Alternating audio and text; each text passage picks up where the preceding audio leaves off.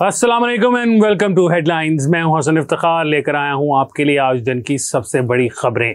आपके लिए सबसे पहली जो बड़ी खबर है वो ये है कि पिछले हफ्ते हमने अपने इसी हेडलाइंस के प्रोग्राम में आपको बताया था कि पाकिस्तान की गवर्नमेंट जो है वो फॉरेन गवर्नमेंट्स के साथ बातचीत कर रही है कि जो शरपसंद बरतानिया, अमेरिका और कनाडा में बैठकर पाकिस्तान में आग लगाते हैं उनके बारे में कुछ किया जाए।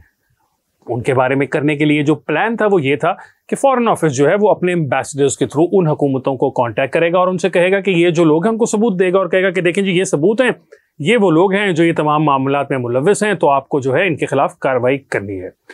उस कार्रवाई का आगाज हो चुका है। उसका जो पहला शिकार बन रहे हैं वो हैं रिटायर्ड मेजर आदिल राजा साहब, जो इस वक्त बरतानिया में रहते हैं। कल से उनके बारे में ये खबरें गर्दिश कर रही हैं कि शायद उनको गिरफ्तार कर लिया गया है। मेरी मालूमात के मुताबिक उनको अभी तक गिरफ्तार नहीं किया गया, उनको पूछताछ के लिए बुलाया ज़रूर गया था, लेकिन जो मेट डिपार्टमेंट है, मेट पुलिस जो है, इस्लाम लंदन की जो पुलिस है, उनके पास एक बहुत स्ट्रॉन्ग केस है आदिल राजा साहब के खिलाफ। आदिल राजा साहब जो है, इससे पहले उनका यूट्यूब अकाउंट जो है वो भी बंद हो चुका हुआ है, क्योंकि किसी किस्म की भी जो ये सोशल मीडिया के प्लेटफॉर्म्स हैं जहां पर आपको अपनी बात करने की आज़ादी है, वहीं पर जहां पैसे कमाने का आपको मौका मिला हुआ है वो कुछ सर्टन चीज़ें हैं, सर्टन लिमिट्स हैं, उनके अंदर रहकर आपने बात करनी होती है। जब कभी भी आप उन लिमिट्स को क्रॉस करेंगे, वायलेंस को प्रमोट करेंगे, ख़वातीन की हरासमेंट की बातें करेंगे या इससे मुतल्लिक और हरकतें करेंगे, जैसे कि आदिल राजा साहब और दीगर यूट्यूबर्स जो बाहर बरतानिया, अमेरिका, कनाडा में बैठे हुए हैं वो रेगुलर बेसिस पर करते हैं, तो वहाँ के कवानीन भी हरकत में आते हैं। सबसे पहले तो उनका अकाउंट बंद हो गया और उसके बाद जो पैसे कमाने का उनका जरिया था वो ख़त्म हुआ, तो आदिल राजा साहब ने चंदा मांगना शुरू कर दिया और उस चंदे के साथ साथ वो लोगों के साथ कोई अपने लिए फंड रेजिंग भी करते रहे, ताकि वो उनका ये कहना था कि जो खामोश मुजाहिदीन का वो पैगाम अवाम तक लेकर आ रहे हैं उसको लाने के लिए कोई तरीकाकार हो। खैर, अब खबर ये है कि इस वक्त बरतानिया की हुकूमत को पाकिस्तान गवर्नमेंट जो है एक डोसिए दे चुकी हुई है आदिल राजा के खिलाफ।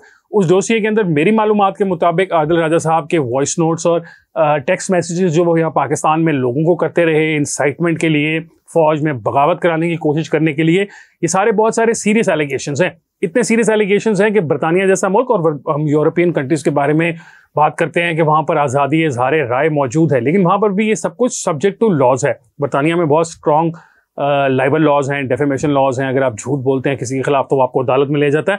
और नासिर भट्ट और दीगर जो मुस्लिम लीगी रहनुमा हैं वो अभी तक लाखों पाउंड्स जो हैं वो मुख्तलिफ टेलीविजन चैनल्स और इस तरह के लोगों से जीत चुके हैं। तो इसी तरह आदिल राजा साहब को भी ब्रिगेडियर एक हैं ISI के, उन्होंने बरतानिया की अदालत में झूठ बोलने और इल्ज़ामात लगाने पर सू भी कर रखा है।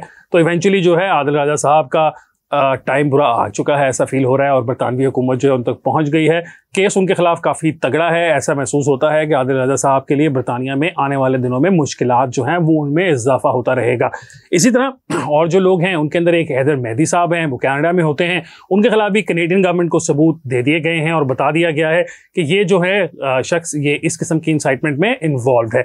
मैं आपको बारह बात बताना चाहता हूँ, क्लैरिफाई करना चाहता हूँ कि आप अपनी राय का इजहार कर सकते हैं। दुनिया भर के ममालिक में आपको आज़ादी है, तावक्ते के आपकी वो जो आप बात कर रहे हैं या जो इजहार राय की आज़ादी का आप इस्तेमाल कर रहे हैं वो किसी और शख्स की जान को ख़तरे में ना डाले, किसी के माल को ख़तरे में ना डाले। तो इस किस्म की चीज़ें जब आप करेंगे तो दुनिया भर में कहीं पे भी आपको रिफ्यूज नहीं मिल सकता। लीगल कन को जो है वो इस्तेमाल किया जा रहा है, लीगल उसको फॉलो किया जा रहा है। पाकिस्तान गवर्नमेंट जो है बड़ी तुंदही से उसको परसू कर रही है और आने वाले दिनों में आप इसी तरह की मजीद कुछ खबरें भी सुनेंगे जब आपको पता चलेगा कि पाकिस्तान के अंदर बहुत सारे ऐसे जो लोग थे जो पाकिस्तान में इंतशार फैला रहे थे, बाहर बैठकर उनके खिलाफ कार्रवाई की जा रही है। आज की दूसरी खबर जो है वो पाकिस्तान मुस्लिम लीग नून से रिलेटेड है। पाकिस्तान मुस्लिम लीग नून जो है इस वक्त पंजाब के अंदर बहुत ज़्यादा थ्रेटन फील कर रही है।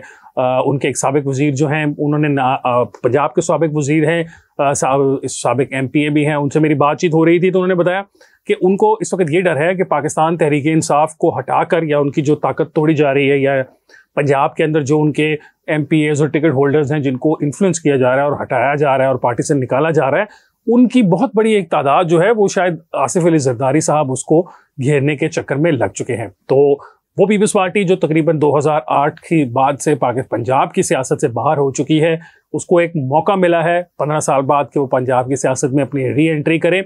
साउथ पंजाब के अंदर वो बड़े बड़े नाम लेकर तो आ रहे हैं, लेकिन अब सेंट्रल पंजाब के अंदर भी हम देखेंगे कि बहुत सारे ऐसे डिसिडेंट्स जो पाकिस्तान तहरीक इंसाफ छोड़कर चले जाएंगे और उनको मुस्लिम लीग नून में तो ऑब्वियसली जगह नहीं मिलेगी, तो वो पाकिस्तान पीपल्स पार्टी के टिकट पर इलेक्शन लड़ते नजर आएंगे।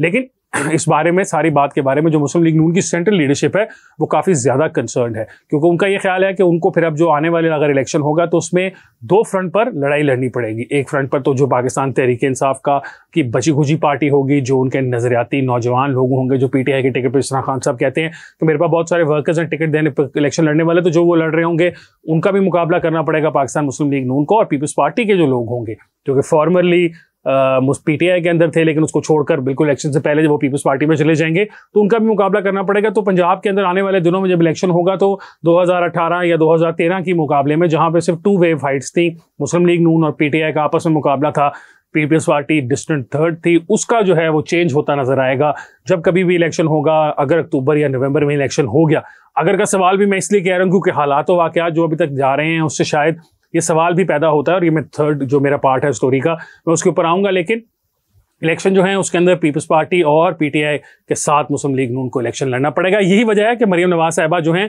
उन्होंने अपना आखिरी जलसा जो है वो शुजाबाद में किया। अब वो ये कोशिश कर रहे हैं कि अगर पीपल्स पार्टी उनका जो सॉलिड वोट बैंक है सेंट्रल पंजाब का उसके अंदर अगर आ रही है तो वो भी पीपल्स पार्टी का जो वोट बैंक है साउथ पंजाब के अंदर उसको जाकर डिस्टर्ब करने की कोशिश करें। आज के प्रोग्राम का जो आखिरी हिस्सा है वो है इलेक्शन से मुतालिक। नाज़रीन, मैंने आपको ये बात मंडे को भी बताई थी जब प्रोग्राम हम कर रहे थे कि पाकिस्तान के अंदर बहुत बड़ा एक आईनी बहरान पैदा हो सकता है अगर वक्त पर इलेक्शंस ना हुए। हालात वाकयात जो जा रहे हैं, हुकूमत अपना बजट पेश कर चुकी है, ये हुकूमत का आखिरी बजट था। अब हर सूरत में 13 अगस्त तक इस असेंबली की मुद्दत ख़त्म हो जाएगी। उसके अंदर तकरीबन अब हार्डली 2 महीने रह चुके हुए हैं।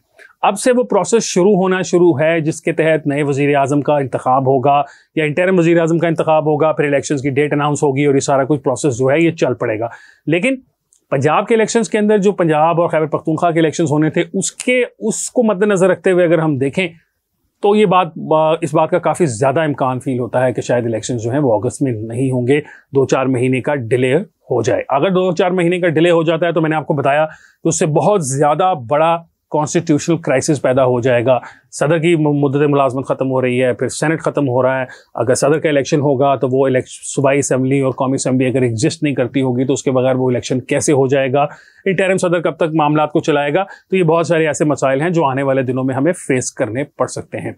जहाँ तक इलेक्शन की बात है, इलेक्शन के लिए आसिफ अली जरदारी साहब जो है वो चाहते हैं कि अगस्त में इलेक्शंस हो जाएं, क्योंकि उनके ख्याल में जितनी जल्दी इलेक्शंस हो जाएंगे उतना उनकी सियासी जमात को फ़ायदा है। क्योंकि पीडीएम की हुकूमत में एक तो पीपल्स पार्टी वैसे पीडीएम का साथी नहीं है और एक आला हुकूमत है। वो ये कह सकते हैं कि जो भी मुश्किल फैसले किए वो तो मुस्लिम लीग नून ने अपनी मर्जी से कर लिए, हमारा उसमें कोई लेना देना नहीं था। तो अर्ली इलेक्शन जरदारी साहब को सूट करते हैं। लेकिन दूसरी तरफ मुस्लिम लीग नून जो है उसकी ख्वाहिश तो यही होगी कि जब तक पाकिस्तान के अंदर नवाज शरीफ साहब ना आ जाएं उनको लीड करने के लिए, या कम से कम इमरान खान साहब नाअहल ना हो जाएं, तब तक उनको इलेक्शन सूट नहीं करता। क्या इलेक्शन वक्त पे होंगे या नहीं होंगे तो आने वाला वक्त ही बताएगा। आज के प्रोग्राम के लिए इतना ही। इंशाल्लाह आपसे मुलाकात होगी कल एक और प्रोग्राम के साथ।